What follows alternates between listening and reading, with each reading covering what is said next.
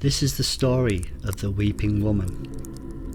30 years ago, a young counsellor called Claire came to camp for her very first season. She was very popular and liked by all the children, guests and other counsellors. But one Tuesday on the lake there was a terrible accident. A boy's canoe upturned and he sank to the bottom of the lake.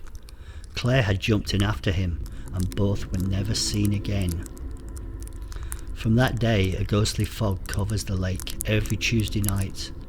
They say it has something to do with the moon and tides, but everyone knows the story of the Weeping Woman. The rumour was that if you get close to the water's edge, you can still hear her sobbing for the boy she could not save. One Tuesday night, 2 boys were dared to paddle in the lake. No one had ever done this. Most of the guests stayed well away from the lake at night, and not even the camp counsellors would go there on a Tuesday. Geered on by the others and trying to impress the girls, they decided to do it.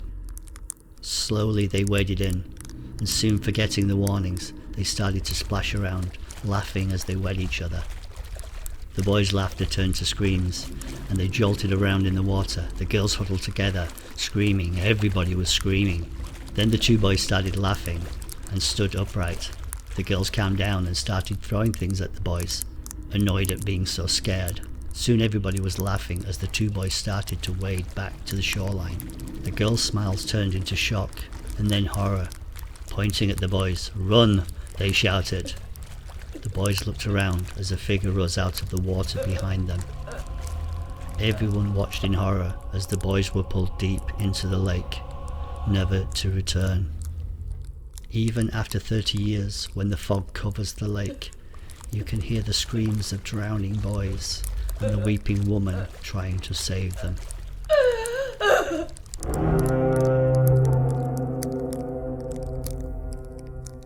Never after midnight.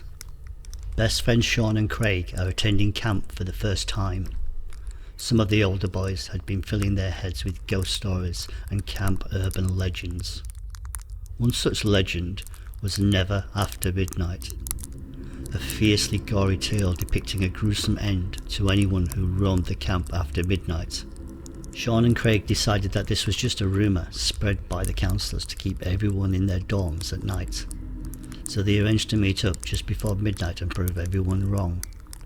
They sneaked out and made their way to the main hall and stared at the creepy statue that was supposed to move its eyes around and follow you. "See? Rubbish," said Craig. Next was the boys' toilets. The time was 1 minute to 12. Sean apprehensively went into the cubicle alone. Craig waited outside as the toilet flushed and Sean reappeared with a grin on his face. "Nothing.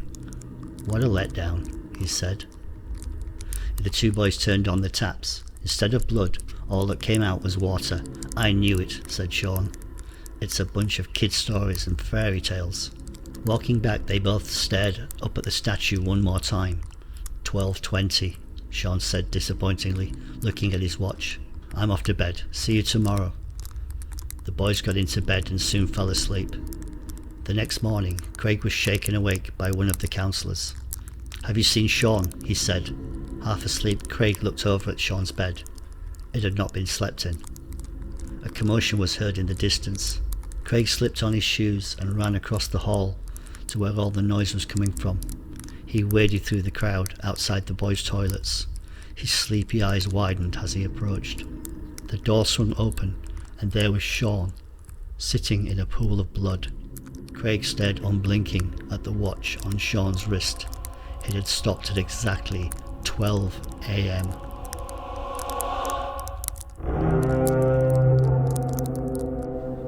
Hide and seek. 2 girls were spending their holidays at their favourite summer camp. They didn't make friends easily, but always had each other, and when the sun was shining, they had plenty of fun swimming in the lake and exploring the nearby woods. However, 1 week towards the end of their stay, it did nothing but rain constantly. The girls had played board games, read books, and now were very, very bored. The old dormitories were deemed unsafe and off limits. but the girls thought it would be an excellent place for a game of hide and seek, a game they loved to play when they were younger.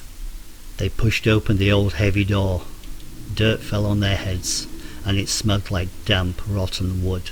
Looking around at the old empty rooms and the winding corridors, they smiled at each other, knowing this would be the perfect place to play. One of them ran off to find a hiding place, while the other leaned against the wall, covering her eyes, and began to count to 50. She could hear footsteps running up the stairs and along the hallway.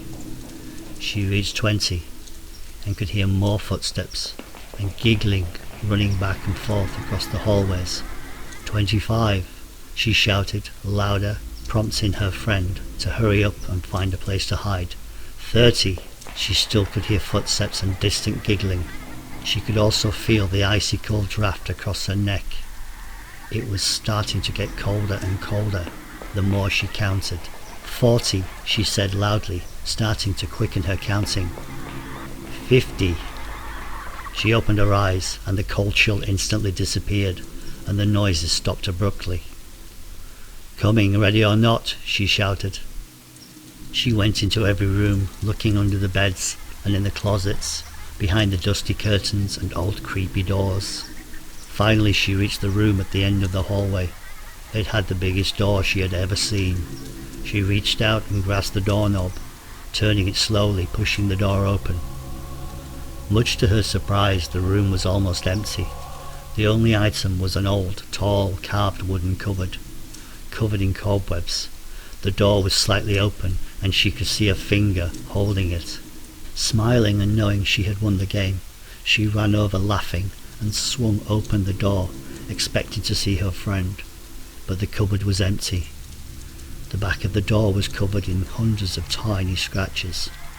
She slowly leaned in, and as she did, a cold, icy hand reached out from the back and grabbed her wrist. She let out a scream and tried to pull back, but the hand turned into 2, then 3, then 4, then 10. Unable to hold on, she was pulled, kicking and screaming, into the cupboard.